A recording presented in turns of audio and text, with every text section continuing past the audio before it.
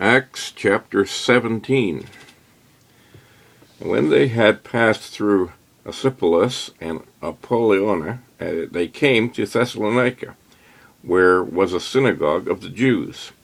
And Paul, as his manner was, went in unto them, and 3 Sabbath days reasoned with them out of the Scriptures, opening and alluring that Christ must needs have suffered and risen again from the dead, and that this Jesus whom I preach unto you is Christ. Excuse me. And some of them believed and consorted with Paul and Silas, and of the devout Greeks a great number, and of the chief women not a few. But the Jews which believed not, moved with envy, took unto them certain lewd fellows of the baser sort, and gathered a company, and set all the city on an uproar, and assaulted the house of Jason, and sought to bring them out to the people. And when they found them not, they drew to Jason and certain brethren unto the rulers of the city, crying that these that have turned the world upside down are come hither also, whom Jason hath received, and these all do contrary to the decrees of Caesar, saying that there is another king, one Jesus. And they troubled the people and the rulers of the city when they heard these things. And when they had taken security of Jason and of the other, they let them go. And the brethren immediately sent away Paul and Silas by night unto Berea, who, coming thither, went into the synagogue of the Jews. These were more noble than those in Thessalonica, in that they received the word with all readiness of mind, and searched the Scriptures daily, whether these things were so. Therefore many of them believed, also of honorable women which were Greeks, and of men not a few.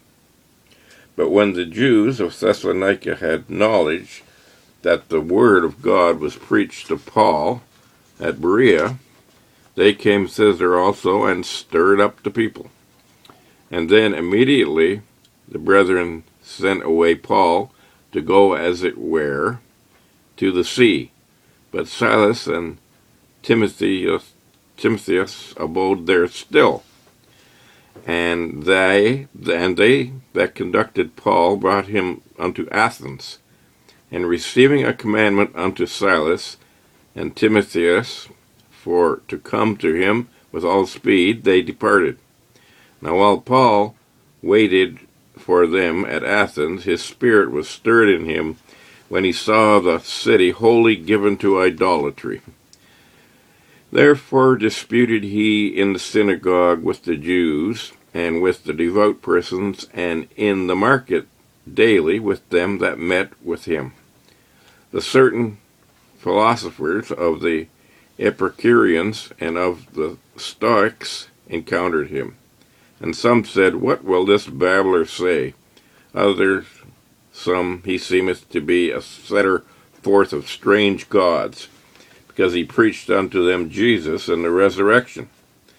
And they took him and brought him unto Areopagus, saying, May we know what this new doctrine whereof thou speakest is, for thou bringest certain strange things to our ears.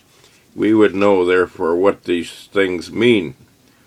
For all the Athenians and strangers which were there spent their time in nothing else but either to tell or to hear some new thing. Then Paul stood in the midst of Mars Hill and said, Ye men of Athens, I perceive that in all things you are too superstitious. For as I passed by and beheld your devotions, I found an altar with this inscription, To the unknown God. Whom therefore ye ignorantly worship, him declare I unto you. God that made the world and all things therein, seeing that he is Lord of heaven and earth, dwelleth not in temples made with hands, neither is worshipped with men's hands, as though he needed anything, seeing he giveth to all life and breath and all things, and hath made of one blood all nations of men for to dwell on all the face of the earth, and hath determined the times before appointed, and the bounds of their habitations, that they should seek the Lord, if haply they might feel after him, and find him, though he be not far from every one of us. For in him we live and move and have our being, as certain also of your own poets have said, for we are also his offspring. For as much then as we are the offspring of God, we ought not to think that the Godhead is like unto gold or silver or stone, graven by art and man's device. And the times of this ignorance God winked at, but now commandeth all men everywhere to repent, because he hath appointed a day in the which he will judge the world in righteousness by that man whom he hath ordained, whereof he hath given assurance unto all men, in that he hath raised him from the dead. And when they heard of the resurrection of the dead, some mocked, and others said, We will hear thee again of this matter.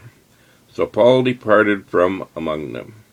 Howbeit certain men clave unto him, and believed, among the which was Diotrephes